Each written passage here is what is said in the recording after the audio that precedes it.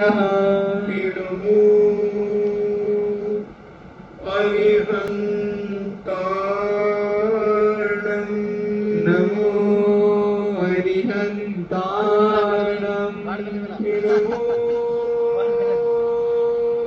सिद्धाणं नमो सिद्धाणं नमो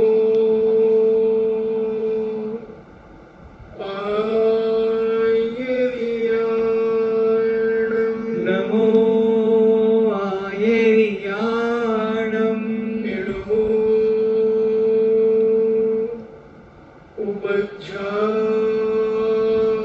उपज्जायाणं नमो वज्रायाणं नमो लोये सब्बेसाहूणं नमो लोये सर्वसाहूणं पंच परमेश्वरी भगवान की जय। देवादिदेव 1008 श्री आदिनाथ भगवान की जय। देवादिदेव 1008 चिंतामणि घोर उपसर्ग विजेता श्री पार्श्वनाथ भगवान की जय। देवादिदेव 1008 शासन नायक बाल ब्रह्मचारी भगवान महावीर स्वामी की जय। परम पूजनी आचार्य श्रोमणि गुरुवर श्री कुंद कुंद महामुनिराज की जय। परम पूजनी आचार्य श्रोमणि गुरुवर श्री विद्यासागर जी महामुनिराज की जय। परम पूजनी निर्व्यापक श्रवण मुनि श्री सुधा सागर जी महाराज की जय। परम पूजनी 3,9 करोड़ महामुनिराजों की जय। तपोदय अतिशय क्षेत्र की जय। शुल्लक 105 श्री गंभीर सागर जी महाराज की जय। समस्त मुनि संघ की जय। 16 गौण भावनाओं की चर्चा चल रही है। विगत दिनों से दर्शन विशुद्धि, विगत दिनों से दर्शन विशुद्धि, विनय संपन्नता और शीलगत्वेषु निरतिचा, इन 3 भावनाओं पर अपन ने लगभग 10 महीने में समझने का प्रयास किया। चौथी भावना है अभीक्ष्ण ज्ञानोपयोग। अभीक्ष्ण ज्ञानोपयोग, ज्ञान समान आन जगत में सुख को कारण। अगर कोई दुनिया में सुख का कारण है तो वह ज्ञान है, और ज्ञान के अभाव में संसारी प्राणी दुखी रहता है। इसलिए हमारे जैनाचार्यों ने कहा, तीर्थंकर प्रकृति बंद करने के कारण में भी ज्ञान चाहिए। ज्ञान के अभाव में हम तीर्थंकर प्रकृति का बंद नहीं कर सकते। भले हम सम्यक दर्शन प्राप्त कर ले, अपना बहुत निर्मल सम्यक दर्शन कर ले, मगर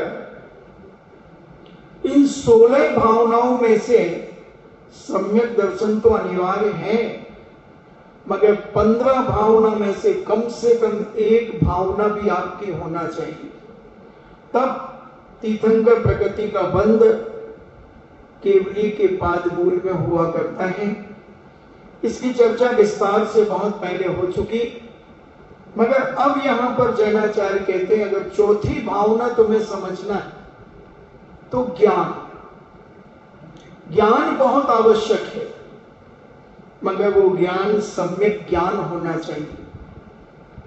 ज्ञान तो सबको है, 2 इंद्री करके 1 इंद्री के जीव को भी ज्ञान है, पेड़ पौधों को भी ज्ञान है।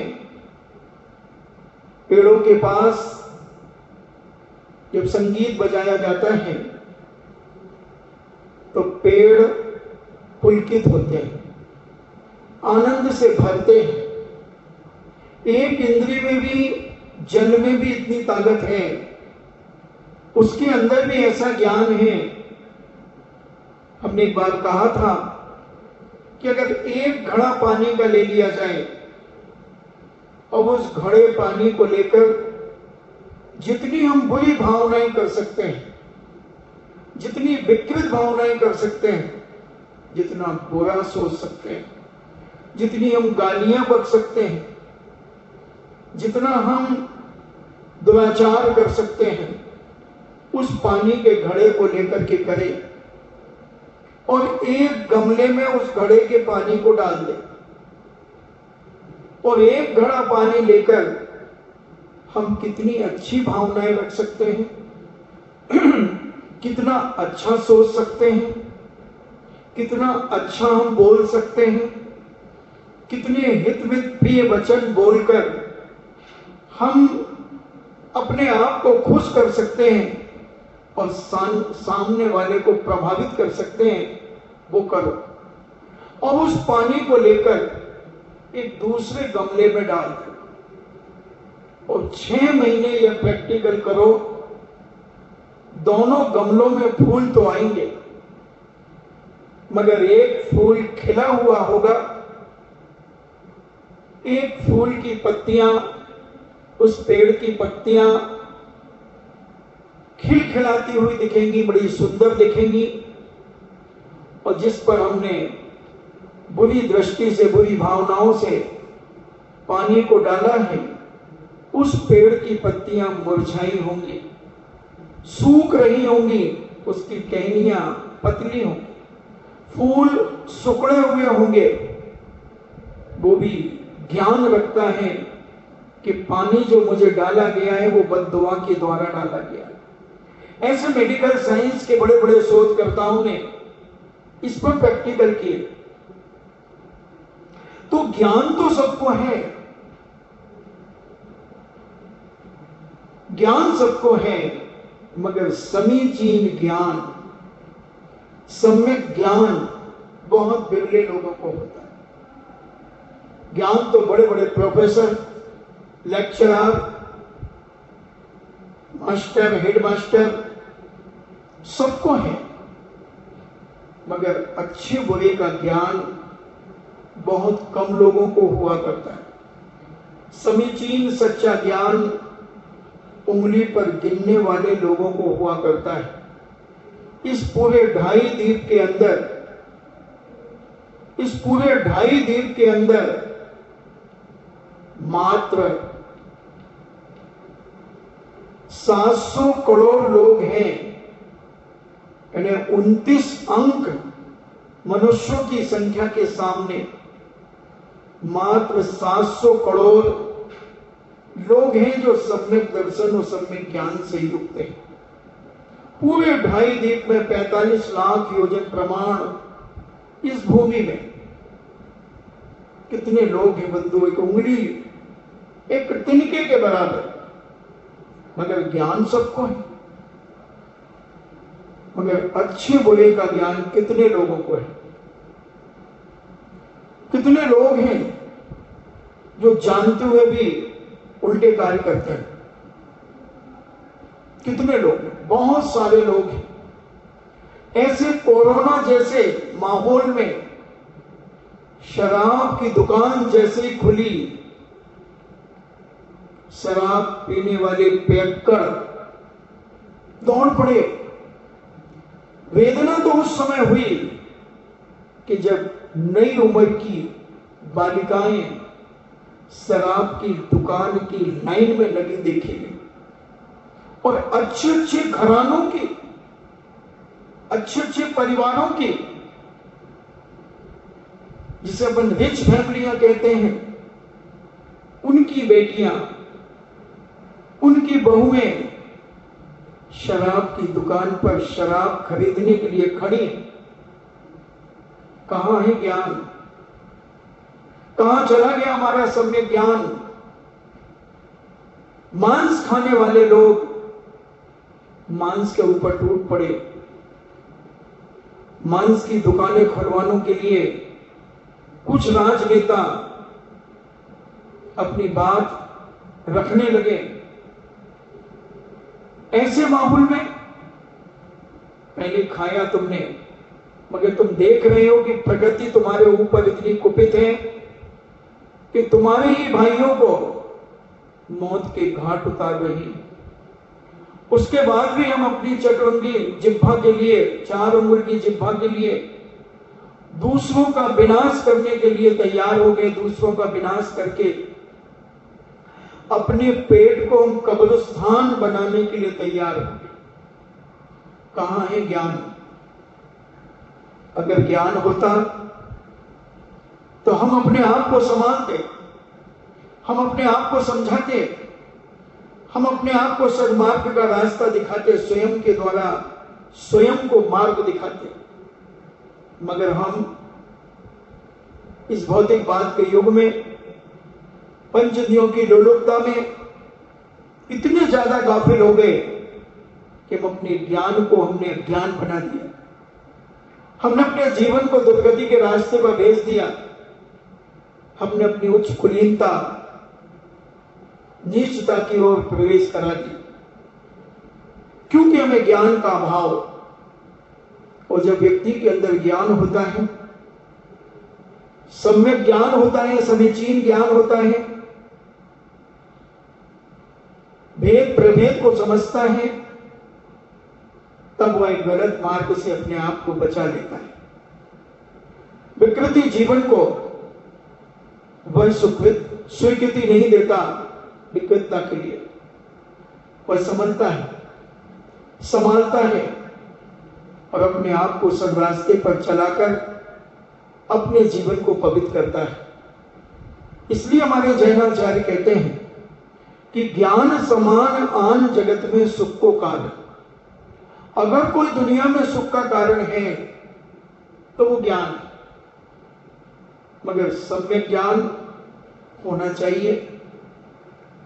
ज्ञान के लिए तो लोग देश विदेश जा रहे हैं, पढ़ रहे हैं, पढ़ा रहे हैं, लाखों का खर्च करके करोड़ों का पैकेट पा रहे हैं, मगर ये ज्ञान होते हुए भी संसार बढ़ाने वाला ज्ञान है। जैनाचार्य जिस ज्ञान की बात करते हैं, वो कहते हैं वो ज्ञान तुम्हारा संसार घटाएगा, तुम्हारे आत्मा के गुणों को प्रकट करेगा, मोह घटाएगा, राग द्वेष घटाएगा, क्रोध मान माया लोभ घटाएगा, कसायों को घटाएगा। और जितना ज्ञान आज लोगों के पास है वह कसायों को बढ़ा रहा है। देखिए, आपके एक कलाकार ने सुसाइड कर लिया। अगर सम्यक ज्ञान होता तो सुसाइड नहीं करता। कुछ हीरोइनों ने भी कुछ वर्षों के भीतर आत्महत्या कर ली। क्यों कर ली? ज्ञान का अभाव, समीचीन ज्ञान का अभाव, सत्यता और असत्यता के पहचानने का अभाव। अगर ये ज्ञान समीचीन होता तो मैं तो कहता हूं इतनी दुर्लभ मनुष्य पर्याय को कौन व्यक्ति अपने सगे हाथों से, अपने सगे मन से मौत के घाट उतारता। कोई दूसरा मार दे तो अलग चीज है, मगर हम कितने लापरवाह हैं और कितने अज्ञान के शिखर पर जाकर के बैठ गए कि हम स्वयं को मौत के घाट उतार दिया। कितने लोगों को हम दुखी करके चले गए, कितने लोगों को दुखी करके चले गए। ये क्या ज्ञान था? ये मिथ्या ज्ञान था, ये अज्ञान था, ये समीचीन ज्ञान नहीं था। इसलिए जैनाचार्य कह रहे हैं अभीक्ष ज्ञानोपयोग, अभीक्ष ज्ञानोपयोग। सदा अपने आप को ज्ञान के लिए लगाए रहो। इधर उधर की बातों से बचकर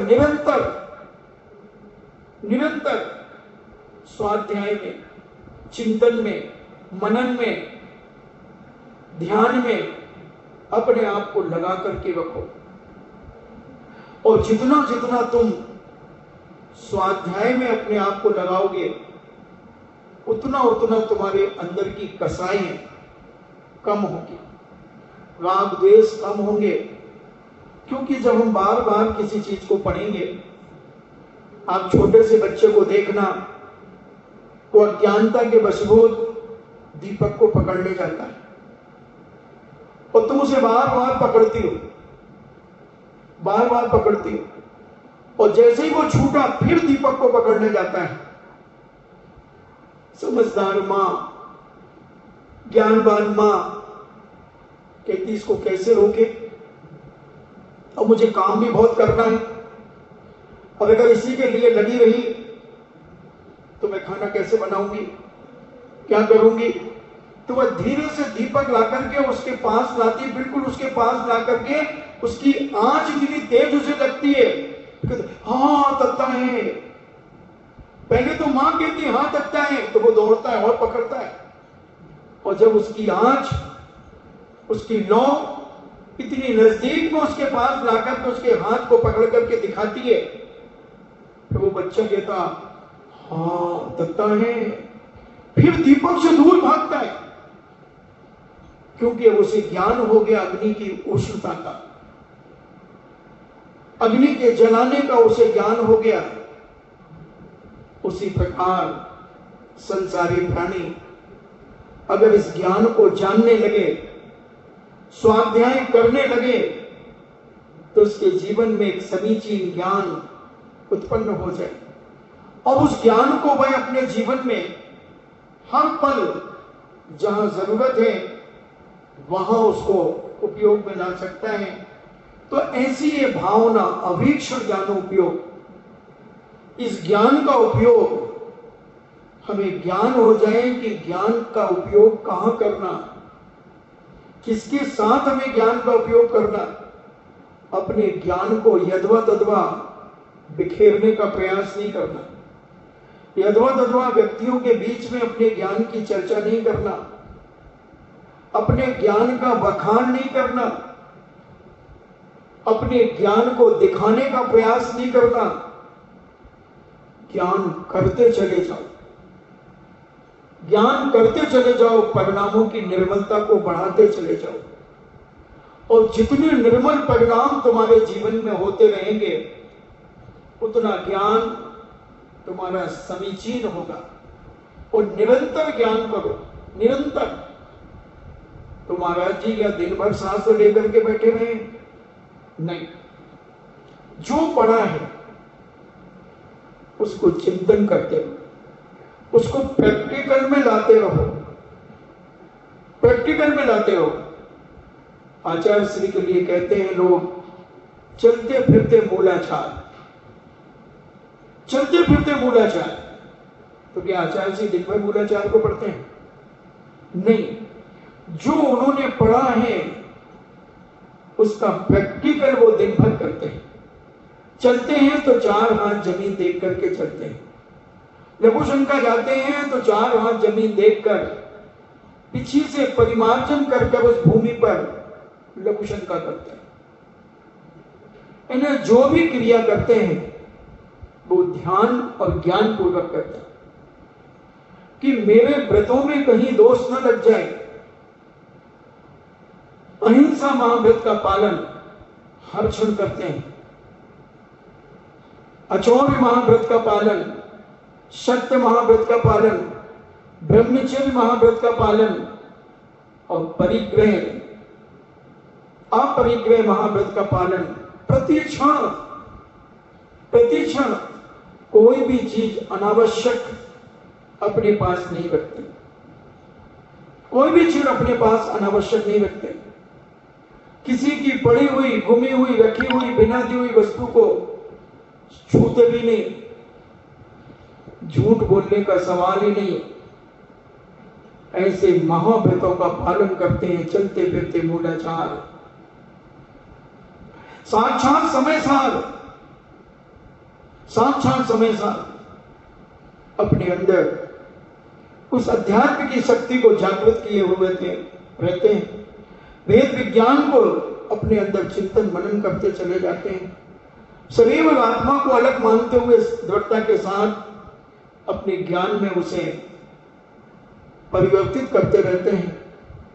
हर क्षण ज्ञान ग्रंथों का जीवन में आचरण। इसलिए हमारे संतों ने, आचार्यों ने कहा कि ज्ञान समान आन जगत में सुख को कार्य।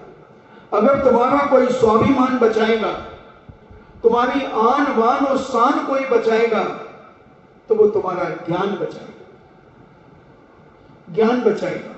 और मेवाड़ तो वैसे ही शान के लिए सब कुछ कर सकता है। किसी के सामने झुकने की, झुका के तो बताओ किसी मेवाड़ी को, नहीं झुके। ये अहंकार हो सकता है, मगर जब समीचीन ज्ञान हमें प्राप्त हो जाता है तो हम मिथ्या और सम्यक को समझने लगते हैं।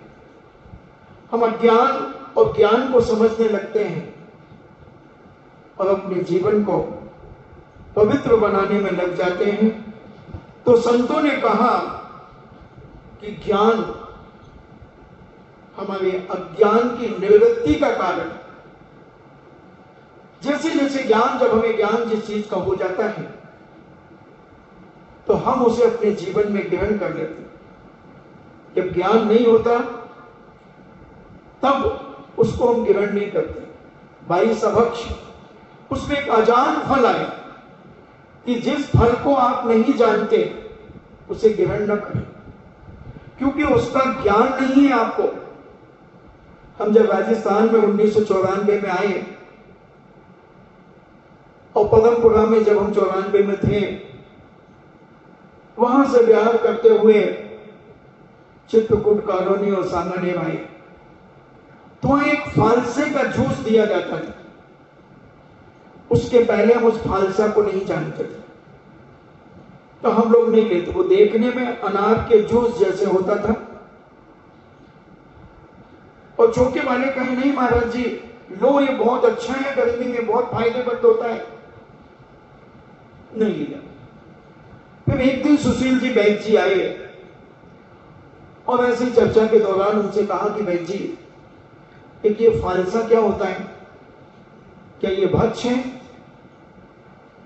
तो उन्होंने कहा हाँ महाराज जी ये भक्ष।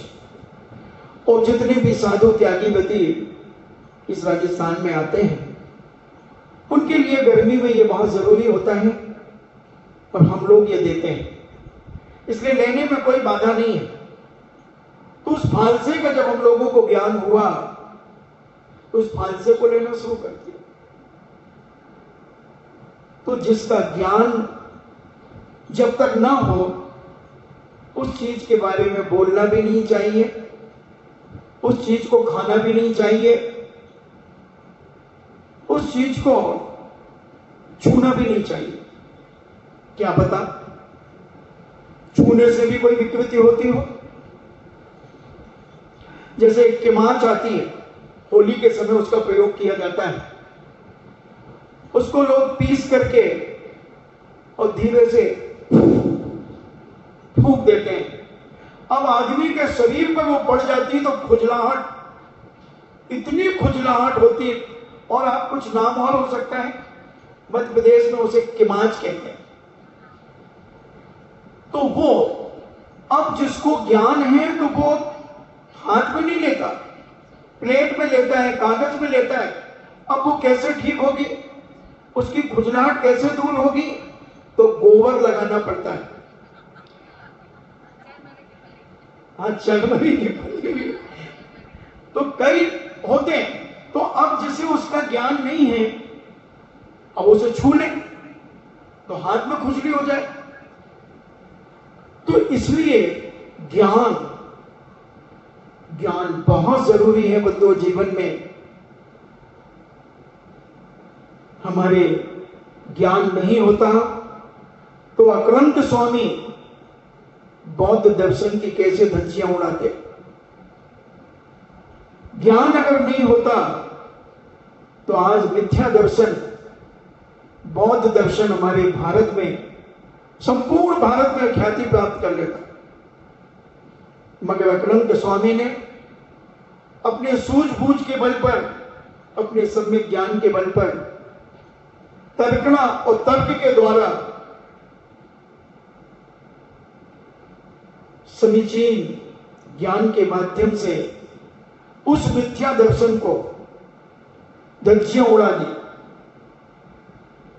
जब धज्जियां उनकी उड़ने लगी तो उस बौद्ध साधु ने एक तारा देवी को सिद्ध कर लिया और तारा देवी मटके में बिठा करके, जैसे ये पर्दा लगा है, ऐसा पर्दा लगा करके वाद विवाद होने लगा। अकलंक स्वामी कहते 6 महीने हो गए और मैं आगम का निचोड़, आगम की एक एक विचारें, एक एक गाथा, श्लोक के माध्यम से इनका खंडन करते चले जा रहे हैं, फिर भी ये बोलते चले जा रहे हैं और बड़े चिंतित हो गए। आदिनाथ भगवान के चरणों में बैठकर अकलंक स्वामी अपने आप को विचार करने लगे और भगवान से कहते, भगवान आपके ज्ञान के सामने दुनिया की कोई ताकत टिक नहीं पाती और मैं आपकी आज्ञा से आपका बताया हुआ मार्ग, आपका बताया हुआ ज्ञान के माध्यम से मैं सामने वाले को तर्क वितर्क के माध्यम से उसको परास्त करता हूं, मगर वो नए नए प्रश्न ला करके खड़ा कर देता है। तब स्वर्गीय देवता आदिनाथ की यक्षिणी चक्रेश्वरी का आसन कंपायमान हुआ और वो कहती है कि जैन दर्शन की प्रभावना का समय है और ये तारा देवी अकलंक से चर्चा कर रही है। देवताओं का ज्ञान मनुष्यों से ज्यादा होता है। जब चक्रेश्वर ने कहा कि अकलंक तुमसे मालूम है कौन बात विवाद कर रहा है, उस बौद्ध साधु की हिम्मत नहीं थी कि वो तुम्हारे ज्ञान के सामने टिक सके, उसकी इतनी औकात नहीं थी। जब वो सब तरफ से नष्ट हो गया, परास्त हो गया, तब उसने अपनी इष्ट देवी को सिद्ध करके और तुम्हारे वाद विवाद के लिए बुलाया है। और ऐसा वाद विवाद वर्षों चल सकता है। अकलंक कहते, अच्छा तो मुझे क्या करना चाहिए? बोले, देवता जो चीज एक बार कह देते उसे दोबारा नहीं कहते, बस संकेत समझ जाओ। तो बोले ठीक। और अकलंक स्वामी दूसरे दिन जब गए, तारा देवी ने प्रश्न किया, अकलंक स्वामी ने उत्तर दिया, फिर अकलंक स्वामी ने प्रश्न किया, उसने उत्तर दिया। अकलंक स्वामी कहते, फिर से बोलो, मैंने सुना नहीं। अब वो चुप, दोबारा बोल नहीं सकती उसी चीज को। बस उनकी जो सीमाएं थी, जो नियम थे, इतनी देर में उत्तर नहीं मिलने पर वो बिजी घोषित हो जाएगा। और अकलंक स्वामी उठे, अब उस घड़े में उन्होंने एक लात मारी, वो घड़ा लुढ़कता हुआ और तारा देवी चिल्लाती हुई भाग गई। सम्यक ज्ञान के सामने अगर कोई समझने आया है, लड़ने नहीं, अगर कोई समझने आया है तो जैन दर्शन उसे हर तरीके से समझा सकता है। ज्ञान के माध्यम से, चारित्र के माध्यम से। बहुत सारे लोगों ने जैन दर्शन की महिमा को समझा और जैन दर्शन को अपनाने का प्रयास किया। भारत में बहुत सारे लोग आज जैन बनना चाहते हैं, जैन बनना चाहते हैं। आंबेडकर जैसा व्यक्ति पूज्य शांति सागर जी महाराज के पास हजारों की तादाद में लोगों को लेकर के आया और कहा कि महाराज आप कहते हैं जैन धर्म किसका, जो माने उसका। तो लोग या हमारे हजारों आदमी जैन दर्शन को मानना चाहते हैं। पूज्य शांति सागर जी महाराज ने कहा क्यों मानना चाहते हैं? क्या ये जैन दर्शन को के सिद्धांतों को भी मानेंगे कि केवल मंदिर में आने के लिए जैन दर्शन को मान रहे? जैन दर्शन के सिद्धांत, सबसे पहला सिद्धांत है हमारा अहिंसा। क्या ये अहिंसा को स्वीकार करेंगे? क्या ये मांस, शराब, अंडे का त्याग कर सकेंगे? बोले ये तो नहीं होगा। तो फिर पूज्य शांति सागर जी महाराज ने कहा तो फिर ये भी नहीं होगा। और उन्होंने फिर बौद्ध दर्शन स्वीकार कर लिया। उन्हें कहां ज्ञान था सम्यक का, कहां ज्ञान था समीचीन का।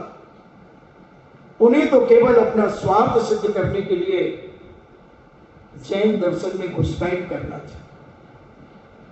अगर आज हम मांस और शराब की छूट दे दें तो मैं दावा करता हूं आधा भारत जैन हो जाएगा। अगर एक टाइटल मात्र जैन का देना, एक नाम अगर हमें जैन का देना है, हमें आचरण भी चाहिए, हमें श्रद्धा भी चाहिए और समीचीन ज्ञान भी चाहिए। ऐसे समीचीन ज्ञान के माध्यम से हमारा जैन दर्शन आज विश्व में ख्याति प्राप्त है। एक एक व्यक्ति, जब देश की प्रधानमंत्री श्रीमती इंदिरा गांधी 1981 में गोमटेज बाहुबली गई और जब वहां से लौट करके वो आई तो पार्लियामेंट के अंदर बहुत सारे सांसदों ने उन्हें अनेक अनेक प्रकार से व्यंग्य किए और किसी ने तो यहां तक कहा क्या आप जैन हो गई हैं? प्रधानमंत्री इंदिरा गांधी को जब कहा कि आप क्या जैन हो गई हैं, तो इंदिरा गांधी जी ने कहा कि मैं ही क्यों, सारा विश्व जैन है। क्योंकि हमारा राज्य अहिंसा के ऊपर, अहिंसावाद के ऊपर विश्वास करता है और जैन दर्शन भी अहिंसावादी है। इसलिए मैं अपने राष्ट्र की गरिमा और महिमा को बढ़ाने के लिए गई थी। तब सारे व्यंग्यकर्ता बगले झांकने लगे पार्लियामेंट के अंदर, बगले झांकने लगे, क्योंकि अहिंसा सारा विश्व चाहता है। कौन ऐसा देश है जो हिंसा चाहता है? वो हिंसा करते हैं, वो बात अलग है। कौन अपने बेटे की मौत चाहता है? हिंसक सिंह जैसा व्यक्ति अपने बेटे का कभी शिकार नहीं करता। बिल्ली जैसी हिंसक प्राणी, वो भी अहिंसा चाहती है। अगर वो पूर्णतः हिंसक होती तो अपने बच्चे को भी मार के खा जाती। उसी मुंह से चूहे को मार के खाती है और उसी मुख से अपने बिल्ली के बच्चे को, यानी अपने बच्चे को 7 देरियां लगा देती। तो अहिंसा हर व्यक्ति चाहता है। ज्ञान नहीं होने के कारण वह हिंसा का समर्थन कर लेता है, हिंसा को अपने जीवन में उतार लेता है। और अगर ज्ञान को हम हर क्षण ज्ञान करने में लगे रहे तो हमारा ज्ञान की निवृत्ति होकर ज्ञान की प्रवृत्ति में हमारा निरंतर उपयोग बना रहेगा। इसलिए जीवादि 7 तत्व, पुण्य पाप मिलाए 9 पदार्थ, प्रत्यक्ष परोक्ष रूप से जानने वाले मति ज्ञान आदि, मति ज्ञान, शुद्ध ज्ञान, अवधि ज्ञान, मने पर्याय ज्ञान, केवल ज्ञान, ये 5 ज्ञान हैं। अज्ञान निवृत्ति इनका साक्षात फल है। जब हमारे अंदर सम्यक ज्ञान प्राप्त हो जाता है तो हमारे अज्ञान की निवृत्ति साक्षात हो जाती है। अज्ञान आदमी के अंदर से समाप्त हो जाता है। आज इस भारत भूमि पर जो जैन समाज में भी अज्ञान फैला हुआ था, पूज्य श्री के उपदेशों के माध्यम से, पूज्य श्री की जिज्ञासाओं के माध्यम से, इन्हें जिज्ञासा के समाधानों से बहुत सारे मिथ्या दृष्टि जीव सम्यक दर्शन को प्राप्त कर लिया। बहुत सारे अज्ञानी लोगों ने अपने ज्ञान को सम्यक बना लिया। आज महाराष्ट्र, कर्नाटक अज्ञानता के लहरों में डूबता था। आज वही कर्नाटक, वही महाराष्ट्र, वही राजस्थान, वही गुजरात सम्यक ज्ञान की ओर तेजी से बढ़ रहा है और अपनी गलतियों का एहसास हो रहा है। अगर पूज्य मुनि श्री को ज्ञान नहीं होता तो क्या वह ज्ञान की बात कर सकते थे? आज 11 महीने, 11.5 महीने होने को आगे, 11.25 महीने और प्रतिदिन उपदेश दिया जा रहा है। अगर ज्ञान नहीं होता तो क्या उपदेश दे पाते? और समीचीन ज्ञान नहीं होता तो क्या ये पुण्यार्जक बने रहते? एक एक चैनल का 1 महीने का पुण्यार्जक कैसे बन पाता? 12-12 लाख रुपए कैसे करता? आज इस समीचीन ज्ञान की व्याख्या पूज्य मुनि श्री के द्वारा सारे 172 देशों में पहुंच रही है बंधुओं। और देश विदेश के अंदर भी लोग इस जिज्ञासा को, प्रवचन को सुनकर अपने आप को समीचीन और सम्यक मार्ग की ओर बढ़ा रहे हैं। जिन्होंने कभी पूजाएं नहीं की, उन्होंने इस चैनल के माध्यम से पूज्य मुनि श्री की वाणी को हृदयंगम किया और उसे प्रैक्टिकल करने का प्रयास किया। इसलिए छेड़ानाकार ने कहा, ज्ञान समान आन जगत में सुख को कारण। बहुत सुख का कारण है ज्ञान। इसलिए ज्ञान पढ़ते रहना चाहिए। भले समझ में ना आए फिर भी पढ़ो, फिर भी पढ़ो। 1 बार पढ़ो, 2 बार पढ़ो, 3 बार पढ़ो, आएगा समझ में, आएगा। और अज्ञान की निवृत्ति, अज्ञान दूर होगा, नियम से दूर होगा और हित की प्राप्ति, अहित का परिहार होगा। जो छोटी छोटी बातों में, परिवार में, मोहल्ले में, समाज में, अड़ोस पड़ोस में उत्तेजित हो जाते हैं, अगर हमें ज्ञान की प्राप्ति हुई तो हम अपना हित और अहित समझने लगेंगे, अहित का परिहार करेंगे और हित का हम समर्थन करते हुए अपना और अपने परिवार का भी कल्याण कर लेंगे। अपने पड़ोसी को भी हम सद्मार्ग पर लगा लेंगे।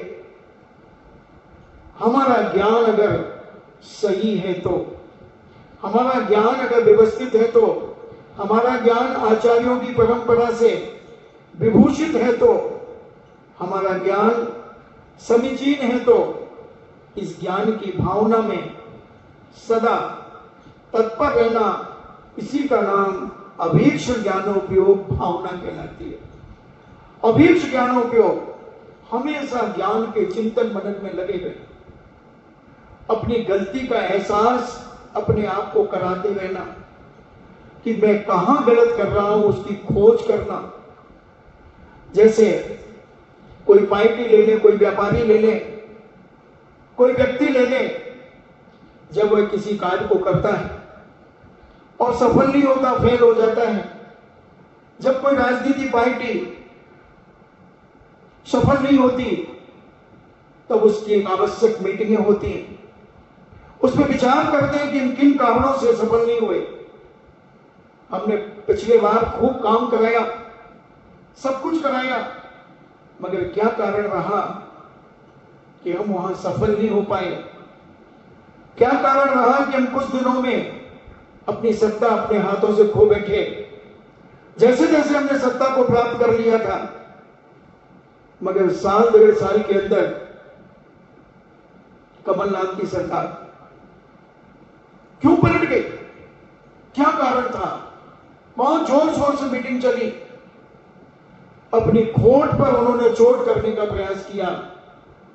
वही जैन दर्शन कहता है कि तुम जब अध्ययन करोगे निरंतर, जब तुम स्वाध्याय करोगे निरंतर, जब तुम पढ़ोगे लिखोगे, बच्चों को भी कहते थे पढ़ोगे लिखोगे बनोगे नवाब, खेलोगे कूदोगे बनोगे खराब।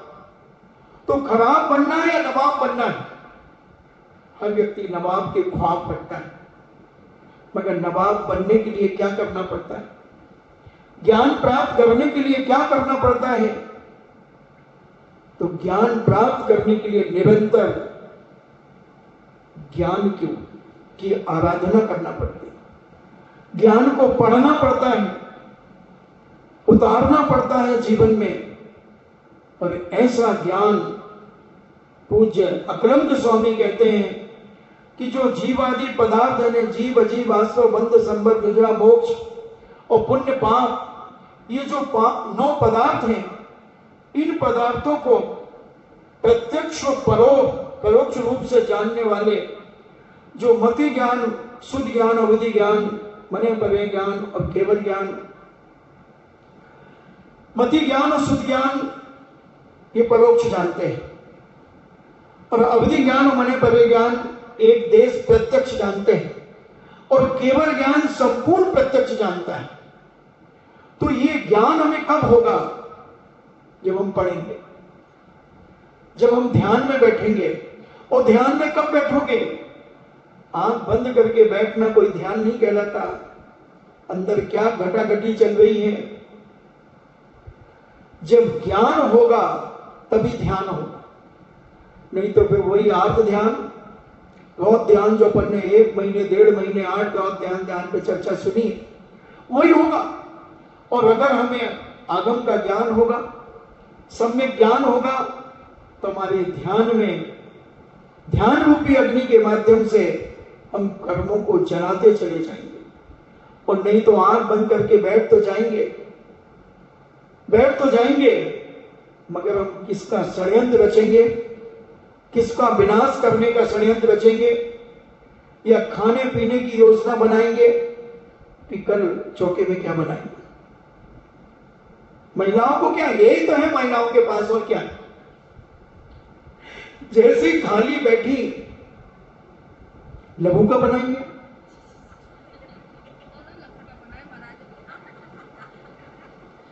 क्या बनेंगे? और कोई ना कोई विकल्प, मैं कह रहा हूं अभी जितनी ये शुद्ध भोजन कर रहे हैं, तो ये जब भी माला फेरने बैठते होंगे, मैं दावा करता हूं, क्योंकि मेरा तो सिद्धांत है सच कहना खुश रहना, न राहु का लेना न केतु का देना। तो इनके मन में जरूर माला फेरते फेरते कल की कोई ना कोई बात जरूर आएगी कि कल क्या करना। कुछ नहीं आएगी तो काल तो अपने इधर जय महाराज आए, वो महाराज जी को चयन कर ले काल। हाँ, तो ज्ञान तो है तुम्हारे पास, ज्ञान की कमी नहीं है, मगर वो ज्ञान संसार को बढ़ाने वाला, भोजन में भोजन की चर्चा करने वाला, जिसे भी कथा कहते हैं, वही ज्ञान। प्रमाद नहीं। जिस समय हम माला फेरे, 1.5 महीने माला के ऊपर से 1.5 महीने क्या 2 महीने माला की बात कही, 2 महीने तक माला के बारे में बताया, आज तक कहीं नहीं बताया, कहीं नहीं बताया। जितना विस्तार हमने तुम्हें एक एक चीज का बताया है, उतना ना मैंने अभी तक कहीं बताया और ना किसी ने मुझे बताया।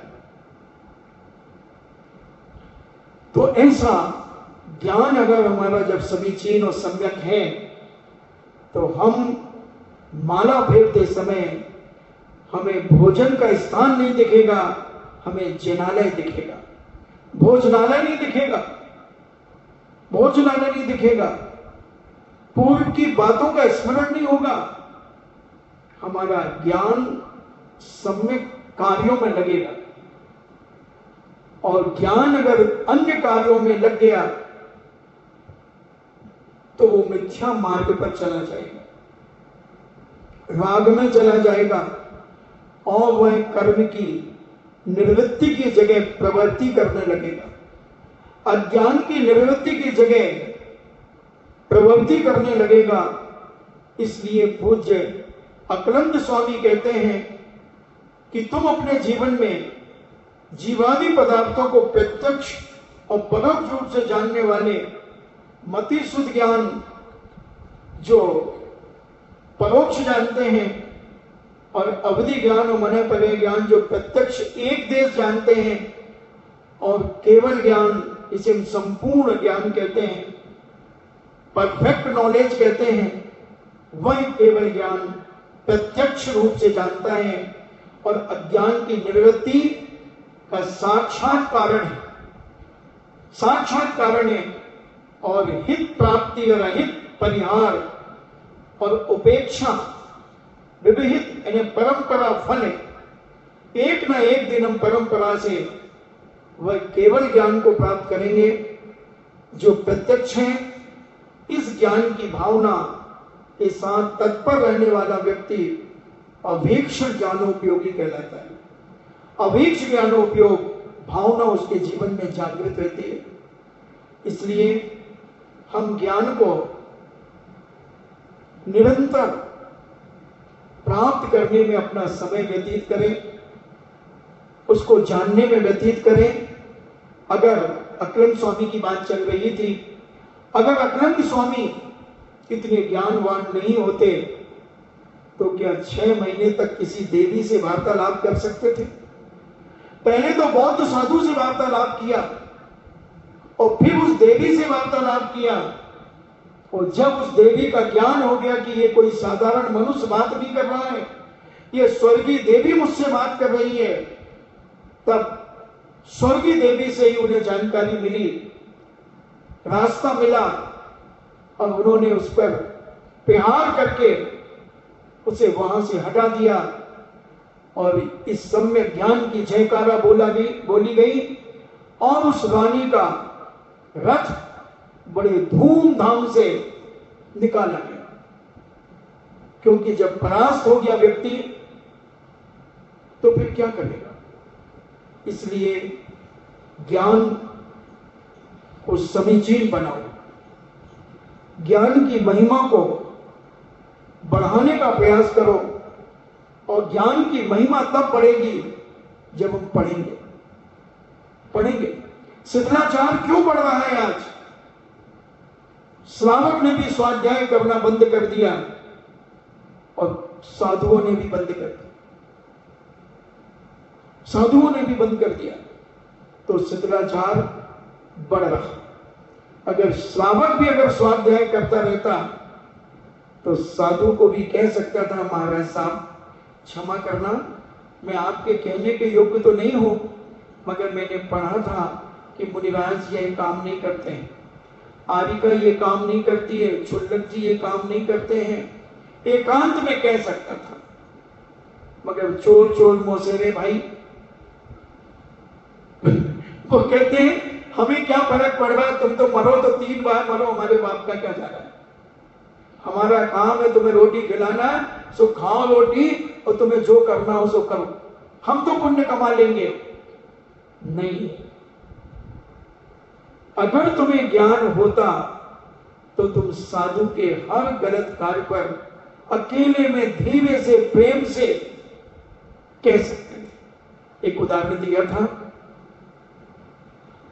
कि एक मुनिराज और उनके शिष्य भगवान महावीर स्वामी के समोशरण में जा रहे थे और एक श्रावक ने बड़ी श्रद्धा और भक्ति से पूछा, जो पीछे चल रहे थे, मुनिराज पूज्यवर आपके गुरु महाराज कौन है? उन्होंने कहा, मेरे गुरु महाराज साक्षात समोशरण में विराजित भगवान महावीर स्वामी है। उन्होंने कहा, अच्छा धन्य है, मगर वो भूल गए कि ये हमने अपने गुरु के नाम का निंदा किया है, गुरु के नाम को छुपाया है, और उसी समय तत्क्षण उन्हें फल मिल गया। ऐसे सर्वांग सुंदर थे, शरीर से तेजस्वी थे, ओजस्वी थे, लावण्य था, मगर जैसे ही उन्होंने अपने अज्ञान का परिचय दिया, उसी समय बिल्कुल शरीर सूख करके कांटा हो गया और ऐसा रुक्ष हो गया, शरीर रूखा हो गया, जैसे कुछ लोगों का ठंड में रूखा शरीर हो जाता है। खूब तेल चुपड़ने के बाद भी चिकनाहट नहीं आती, बड़ी बड़ी क्रीमें लगाने के बाद भी, बेनिसिंग कौन सी कोल्ड क्रीम आती है ना, कौन कौन सी क्रीमें आती हैं, वो भी लगा लगा करके भी ठीक नहीं होता। सफेद सफेद हाथ पैर हो जाते हैं, सफेद सफेद भूरे भूरे हो जाते हैं। कहीं करूं भाई, मैं घणो तेल लगाऊं, सरसों को भी लगाऊं तो भी ठीक कौन हो, दिल्ली को भी लगाऊं तो ठीक ना हो, मैं कहीं करूं भाई, पानी से खराब हो गया। आ रही हो चंबल को पानी आ गया, टंकी बन रही है। अरे ये तो विटामिन और सी, एक ही और सी की कमी से हाथ की चमड़ियां निकलती है, रूखापन आता है।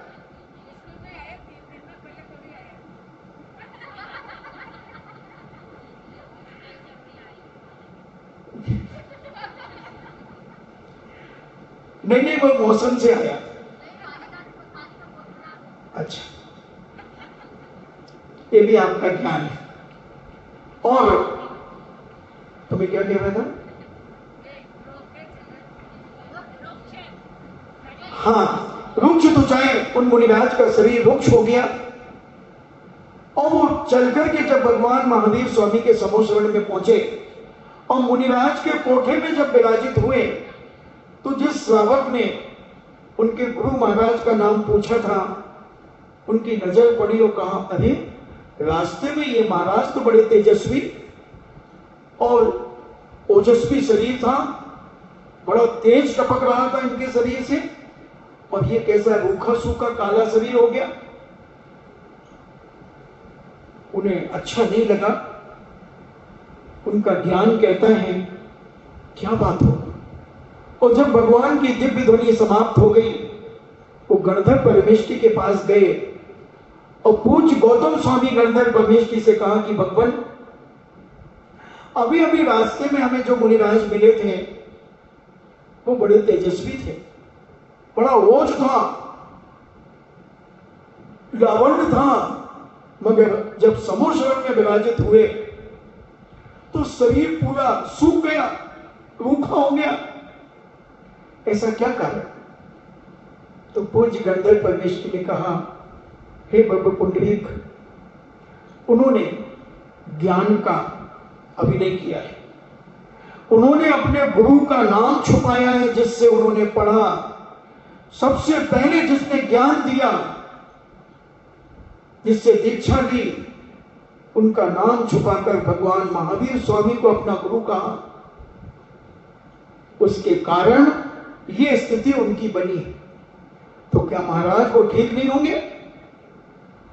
हो सकते हैं अगर वो अपना ज्ञान मिटा ले, अज्ञान की निवृत्ति कर ले, अज्ञान का परिहार कर ले और अपने गुरु से प्रायश्चित कर ले, और जो प्रायश्चित गुरु दें उसको स्वीकार करके उसको ग्रहण कर ले, उस प्रायश्चित को पूरा कर ले, तो वो ठीक हो सकते हैं।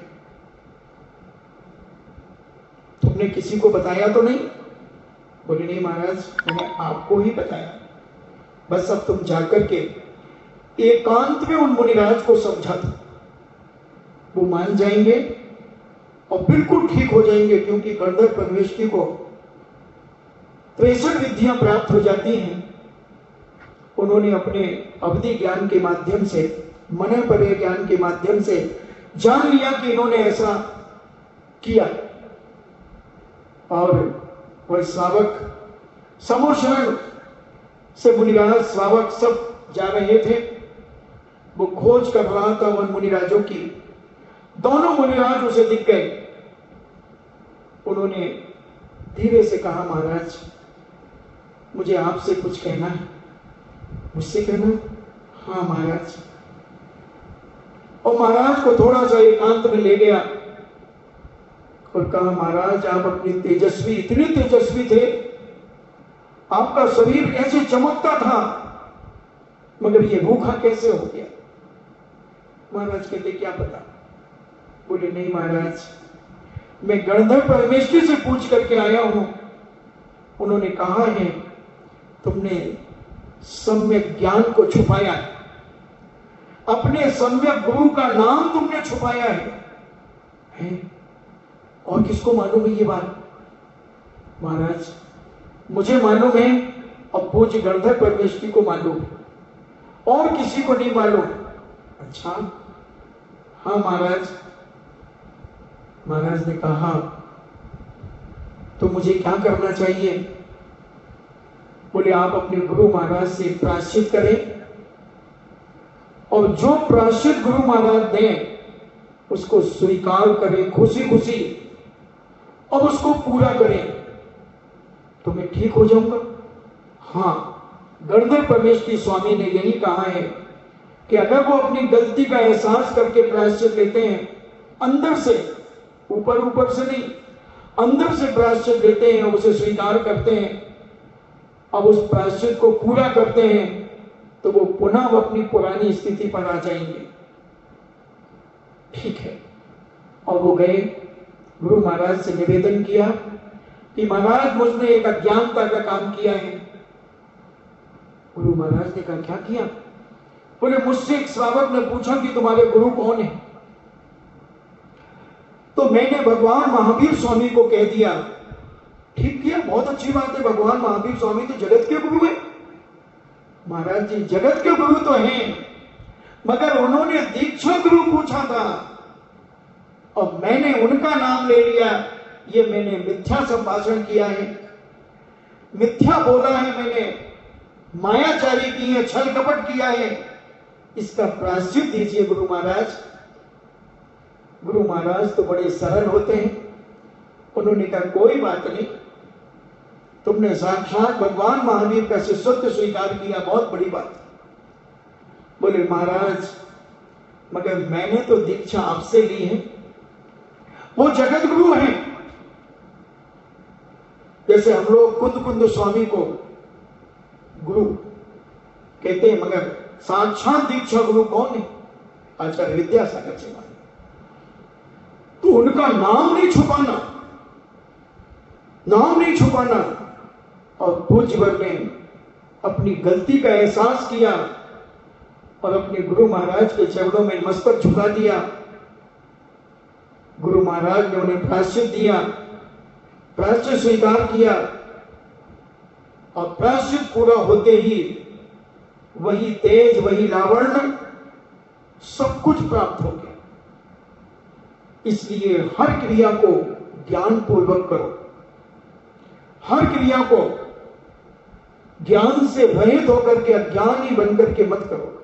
जिस क्रिया का ज्ञान ना हो उसे मत करो, जिसकी जानकारी ना हो उसे मत कहो।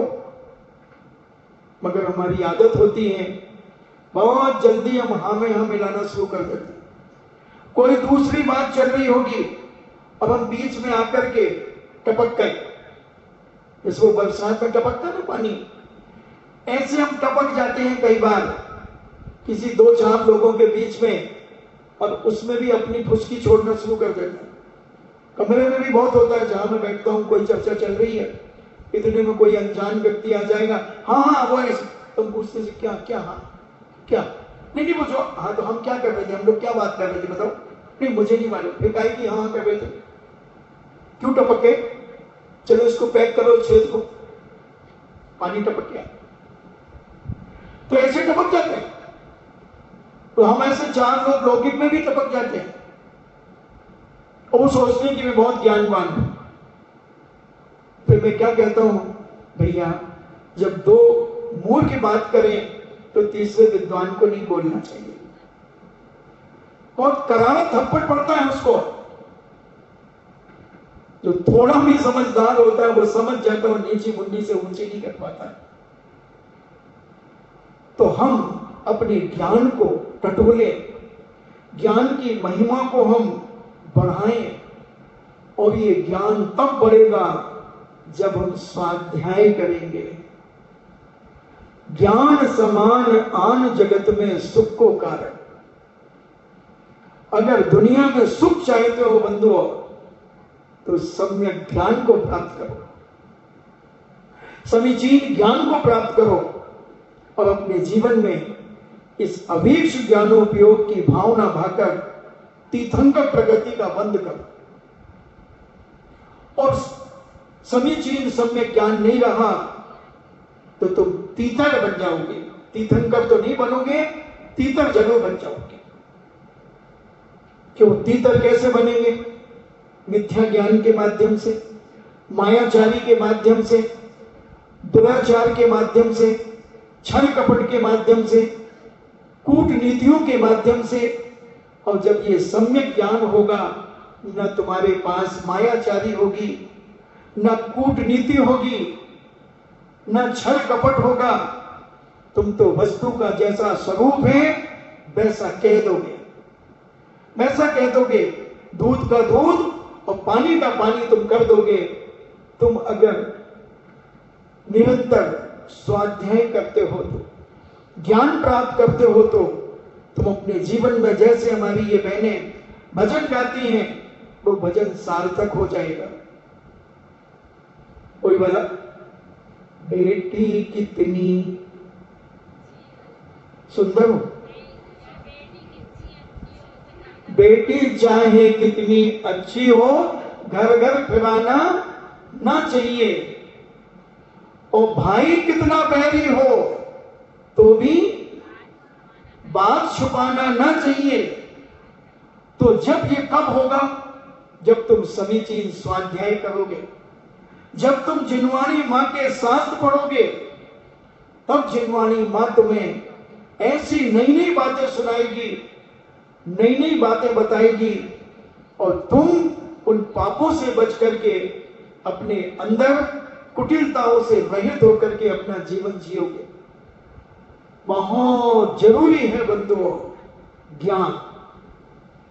ज्ञान समान आन जगत में सुख को कारण। इसलिए आपका समय हो रहा है आज अपन यहीं पर अभीक्ष ज्ञानोपयोग की चर्चा को छोड़ते हैं। और पूज्यवर ने अपनी गलती का एहसास किया, अपने अज्ञान का एहसास किया, प्रायश्चित स्वीकार किया और पुनः तेजस्वी और लावण्य को प्राप्त किया। तो हम भी अपने जीवन में अपने ज्ञान का चौरसम बढ़ाएं और कम से कम 24 घंटे में 1 घंटा तो कम से कम स्वाध्याय करने का संकल्प हमारा होना चाहिए बंधुओं। इतना समय मिलता है, कितना समय, ढेर समय है। पूरा विभाजन करके बता दूंगा मैं तुम्हें कल किस काम में तुम्हें कितना समय लगता है और कितना समय बचता है। उस समय में तुम क्या करते हो वो भी बताऊंगा, तुमसे बिल्कुल नहीं पूछूंगा। ये तो तुम्हें मालूम है कि मैं कभी किसी से कुछ नहीं पूछता, मगर जो यहां कहता हूं वो साफ प्रमाण कहता हूं। तो कल अगर स्मरण में रहा तो मैं तुम्हें बताऊंगा, तुम्हारी 24 घंटे की दिनचर्या को बताऊंगा कि तुम अभी तक की दिनचर्या क्या करते हो। उस दिनचर्या में 1 घंटा तो मैं चुटकी में निकाल दूंगा। 1 घंटा तुम्हारा स्वाध्याय के लिए ऐसे निकाल दूंगा, ऐसे निकाल दूंगा, ऐसे निकाल दूंगा, जैसे तुम फट से मोबाइल निकाल करके हेलो कर लेते हो। ऐसा में 1 घंटे का समय, चलो 1 घंटा अगर तुम्हें ज्यादा लगे तो आधा घंटा कम से कम स्वाध्याय करना शुरू करिए। अभी लॉकडाउन में बहुत सारे लोगों ने स्वाध्याय करना शुरू किया। यही बैठ करके, कमरे में बैठकर बच्चों ने भी किया है। बच्चों की भाषा शैली बदल गई। बच्चे जो शब्द मुखार बिंद से नहीं कहते थे वो शब्द उनके मुख से निकलने लगे, क्योंकि जब बार बार हम उसी चीज को पढ़ेंगे सुनेंगे तो वही तो निकलेगा, वही निकलेगा। कई लोगों के मुख से अच्छी अच्छी बातें निकलने लगी, जिनके मुख से अब शब्द निकलते थे, भजन निकलने लगे, स्तुतियां निकलने लगी, शास्त्रों की बातें निकलने लगी।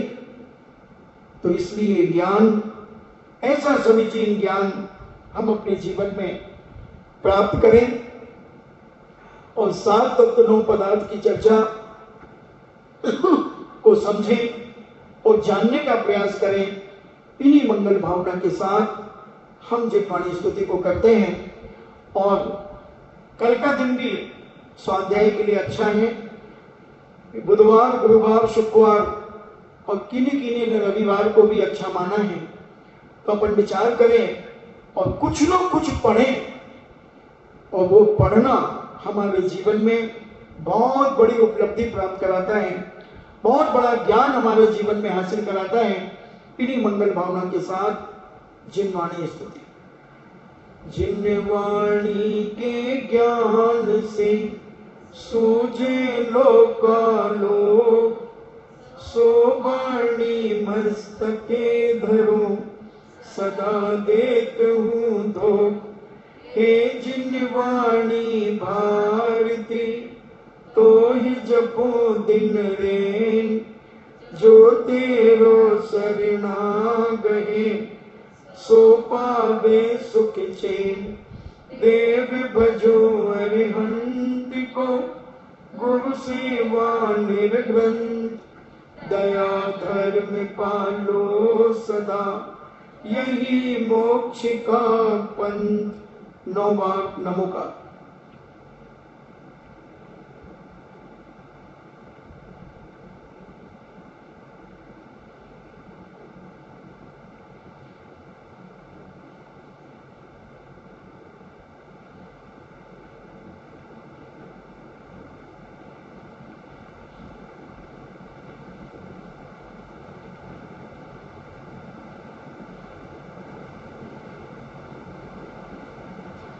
परम पूजनीय द्वादशांग जिनवाणी माता की। सुत देवता, सुत देवता, सुत देवता, जैनम जेतु शासनम, जैनम जेतु शासनम, जैनम जेतु शासनम।